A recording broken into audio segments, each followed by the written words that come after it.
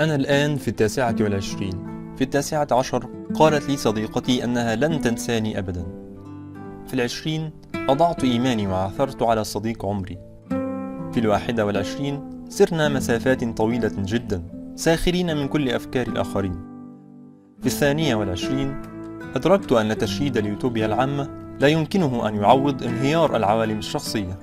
في 23 اكتشفت أن المشهد الجميل فنيا يمكنه أن يشوش على كل مشاعر الخوف والهشاشة والإحساس بالفقد الموجودة بداخله، ليصير ذكرى جميلة برغم أي مقاومة متذاكية لهذا. في 24 عرفت أن الغفلة أهون من التبصر بكارثة لا يمكن ردعها. في 25 اعتبرت أن التبصر بكارثة لا يمكن ردعها أفضل من العيش كأنها لم تحدث، وأفضل بالتأكيد من الاحتفال بها. في 26 فوجئت بأني نسيت صديقتي التي لن تنساني أبدا. لم أتوقف عن حبها ولم أمحها من ذاكرتي.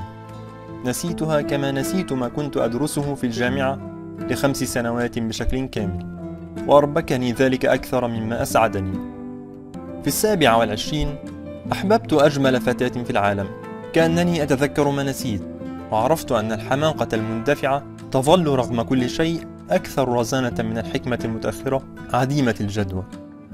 في 28 تيقنت أن ما ينقذ المرء هو نفاذ الإرادة لا وضوح البصيرة، وأن السقوط ليس حلا لفقدان الاتزان.